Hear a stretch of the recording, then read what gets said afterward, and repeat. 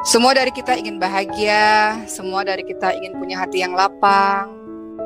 Seringkali setiap saat, setiap hari kita senantiasa berdoa agar Allah Subhanahu wa taala anugerahi kebahagiaan dalam kehidupan kita dunia akhirat. Maka kita kenal ada yang namanya doa sapu jagat yang sering teman-teman semua ucapkan. Rabbana atina fid dunya hasanah wa fil akhirati hasanah wa qina adzabannar. Doa sapu jagat ini juga termasuk doa yang sering sekali disebutkan oleh Rasulullah SAW. Jadi kita semua ingin kehidupan kita bahagia. Kita semua ingin kehidupan kita punya hati yang lapang. Namun namanya kehidupan, kadang bahagia, kadang sedih, kadang tawa, kadang air mata. Allah Subhanahu wa taala senantiasa memberikan ujian silih berganti kepada kita, sehingga timbul pertanyaan. Lalu kalau seandainya Allah uji dengan berbagai macam ujian, bagaimana caranya agar tetap terus bisa bahagia? Bagaimana agar bisa tetap terus lapang hati? Apa saja sih yang membuat kita pada akhirnya merasa tidak bahagia, tidak lapang hati? Banyak hal-hal yang menyedihkan silih berganti terjadi dalam kehidupan kita. Betul kan? Setiap orang punya kesedihannya yang berbeda-beda. Setiap orang punya ujian dalam kehidupannya yang berbeda-beda. Ada yang Allah kasih uji berupa sakit misalnya. Ada anggota keluarganya yang terkena sakit. Ibunya, ayahnya, adiknya, anaknya misalnya. Itu membuat kita sedih. Atau ada orang yang kita cintai meninggal dunia, ayah ibu kita meninggal dunia misalnya, atau ada anggota keluarga kita meninggal dunia misalnya. Itu membuat kita juga sedih, sempit rasanya hati ini. Saya teringat seorang teman berkata pada Uma, teman-teman semua, ibu saya baru saja wafat, selama ini berbelas-belas tahun saya yang mengurusinya. Rasanya separuh jiwa saya hilang gitu. Rasanya dunia saya gelap. Nah, itu kan normal terjadi pada seorang manusia. Pemutus kelezatan kan kematiannya. Jadi kalau Allah uji kita dengan kematian atau wafatnya orang yang kita cintai, penyebab kebahagiaan kita sirna, penyebab hati kita terasa sempit. Atau misalnya Allah uji kita dengan kekurangan ekonomi, kesempitan ekonomi, hutang yang banyak dan sebagainya, membuat hati kita sempit, membuat kita tidak bahagia, tidak enak menjalani kehidupan ini. Atau kita dengar kabar buruk, atau dan yang lain-lain lah. Banyak sekali hal-hal yang membuat kita bersedih, membuat kita terpuruk, membuat kita down, membuat kita putus asa, membuat hati kita sempit. Maka itulah sebabnya kenapa lapangnya hati atau kebahagiaan adalah sebuah nikmat yang sangat besar. Itu sebabnya kenapa kalau kita lihat teman-teman sekalian, Allah menyebutkan kebahagiaan atau lapang hati ini adalah nikmat yang sangat besar. Teman-teman lihat dalam surah Al-Insyirah ayat 1. Allah Subhanahu wa taala berkata apa kepada Nabi Muhammad SAW? Alam nashrah laka sadrak. Bukankah aku telah melapangkan dadamu wahai Muhammad? Bukankah Allah Subhanahu wa taala telah membuat hati Rasul lapang? Jadi jangan sedih, jadi jangan takut. Allah buat hati lapang. Allah buat hati Rasulullah terus bercahaya, penuh dengan ketenangan, penuh dengan kesejukan. Jadi lapang hati atau kebahagiaan hati itu nikmat terbesar. Salah satu nikmat terbesar. Itu juga kalau kita lihat teman-teman semua, bagaimana Nabi Musa alaihissalam berdakwah kepada Fir'aun juga minta kelapangan hati kan.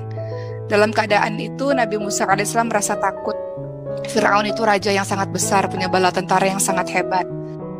Nabi Musa alaihissalam diminta oleh Allah berdakwah kepada Fir'aun. Itu juga kenapa Nabi Musa alaihissalam pada akhirnya meminta kepada Allah Subhanahu wa taala kelapangan hati ketika berdakwah kepada Fir'aun.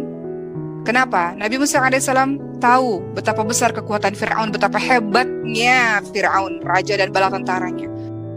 Maka mungkin ada perasaan takut, ada perasaan tidak berdaya, ada perasaan tidak tenang. Maka Nabi Musa minta kelapangan hati kepada Allah Subhanahu wa taala dengan doa yang selalu kita ucapkan biasanya dalam kehidupan kita kalau kita hendak menyampaikan dakwah. Apa doa dari Nabi Musa alaihissalam ketika ingin berdakwah kepada Fir'aun? Rabbi shrah li sadri wa yassir li amri wahlul 'uqdatam min lisani yafqahu qawli. Dalam surah Thaha ayat ke-26.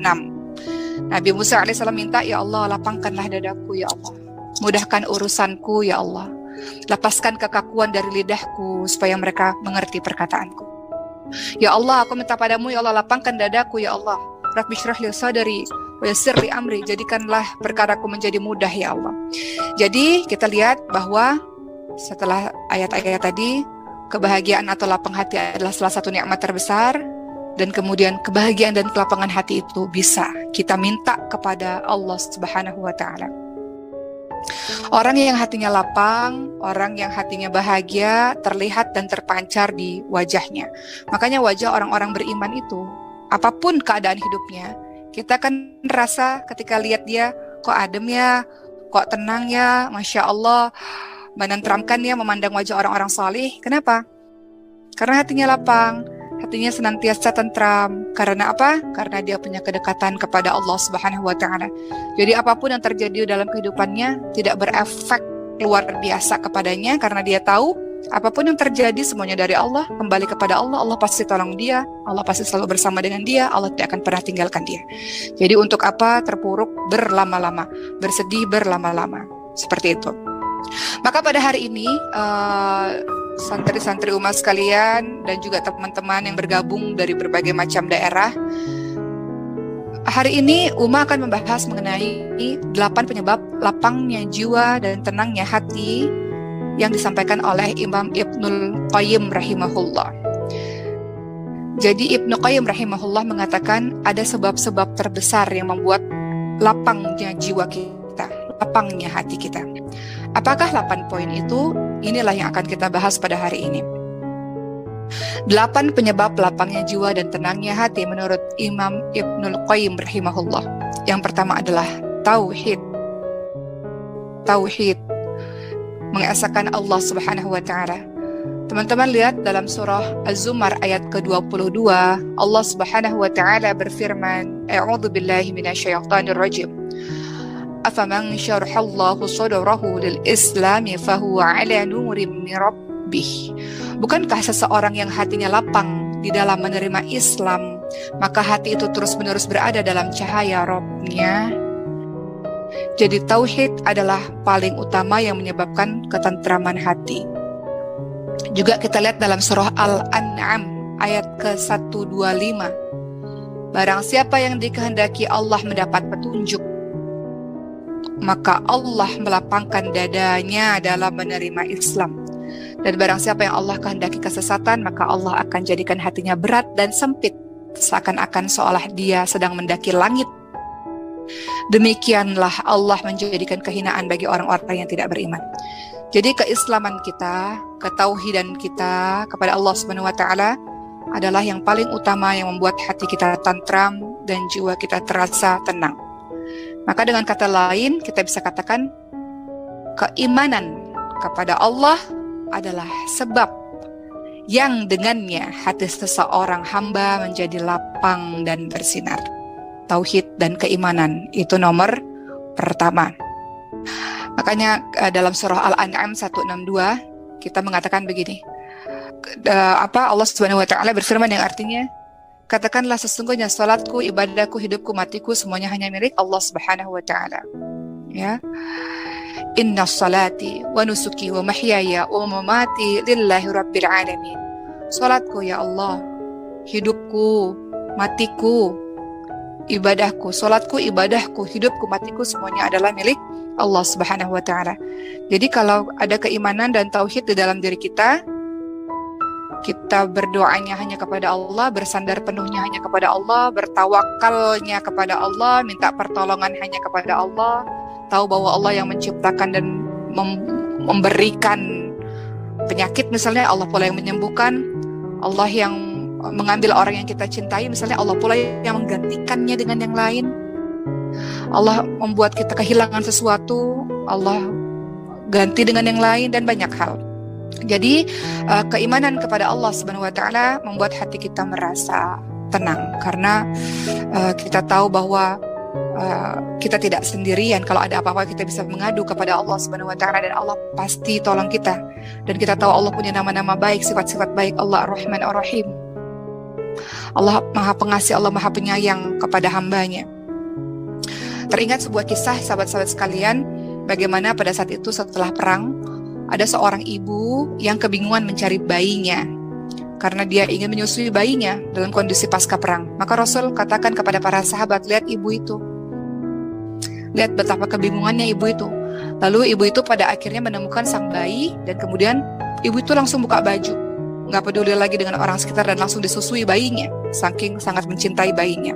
Kemudian Rasul katakan, bagaimana pendapat kalian wahai para sahabatku jika ada kobaran api dan ibu itu diminta untuk melemparkan bayi itu ke kobaran api? Apakah ibu itu mau? Maka para sahabat mengatakan, tentu ibu itu tidak akan mau. Sang ibu sangat mencintai anaknya. Maka kata Rasulullah SAW, Allah Subhanahu wa Ta'ala lebih mencintai hambanya daripada cinta seorang ibu kepada anaknya. Jadi dengan keimanan kepada Allah Subhanahu wa Ta'ala, dengan tauhid kepada Allah, salah satu tauhid adalah kita mengetahui sifat-sifat Allah yang Maha Pengasih, Maha Penyayang. Kita tidak akan merasa takut, kita tidak akan merasa sedih, kita tidak akan pernah merasa terpuruk, karena kita tahu Allah sayang pada kita. Kita tahu Allah akan tolong kita. Kita tahu Allah selalu bersama dengan kita. Kadang kalau Uma sedih, kalimat yang salah satu sering Uma mengingatkan diri sendiri, la tahzan innallaha ma'ana. Nggak usah sedih, Allah sama kita kok. Allah selalu sama kita kok. Allah cuma uji sebentar aja kok. Setelah itu pasti Allah akan tolong kita. Ya, jadi seperti itu. Jadi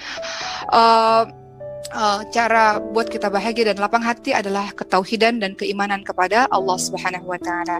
Berarti kebalikannya, yang membuat kita menjadi sedih, hati menjadi sempit adalah kesyirikan. Kesyirikan itu membuat kita tidak merasa aman, tidak merasa nyaman, dan tidak merasa bahagia dalam kehidupan.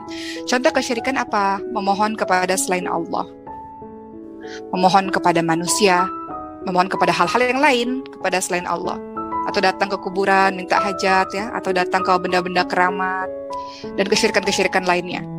Terkesan dalam waktu singkat masalah kita terselesaikan, tapi sesungguhnya itu membuat hati kita sempit karena bergantung kepada selain Allah Subhanahu wa Ta'ala. Jadi kokohkan tauhid, yaitu apa? Tauhid itu adalah kita berdoanya hanya kepada Allah, kita tahu segala sesuatu ciptaan Allah, Allah yang kasih, Allah yang selesaikan sebuah permasalahan juga, dan kita tahu Allah punya nama-nama baik yang sangat luar biasa di Asmaul Husnanya Allah Subhanahu wa Ta'ala. Yang kedua, setelah keimanan dan ketauhidan, yang membuat kita merasa tenang dalam kehidupan ini, merasa bahagia jiwanya, lapang hatinya adalah ilmu. Ilmu. Menyibukkan diri dengan mempelajari ilmu-ilmu yang bermanfaat dapat mengalihkan hati seseorang dari sesuatu yang dapat menggoncangkan hatinya. Di antara kita pada hari Jumat ini, pasti ada nih di antara banyak orang, beberapa orang yang hatinya sedang sedih sebetulnya, hatinya tergoncang sebetulnya, hatinya tidak sedang baik-baik saja sebenarnya. Tapi ketika kita berada dalam majelis ilmu seperti sekarang, itu membuat ketentraman jiwa kita, membuat hati kita bahagia, membuat hati kita lapang. Menyibukkan diri dengan mempelajari ilmu yang bermanfaat dapat mengalihkan perhatian kita dari hati-hati yang sedih, dapat membuat kita melupakan perkara-perkara yang sedih yang ada dalam kehidupan kita. Jadi menuntut ilmu yang bermanfaat itu bisa menyejukkan jiwa seseorang. Teman-teman lihat dalam hadis riwayat Muslim, Rasulullah SAW bersabda, tidaklah suatu kaum berkumpul di salah satu rumah Allah untuk baca Al-Quran dan mempelajarinya di antara mereka, kecuali Allah turunkan ketenangan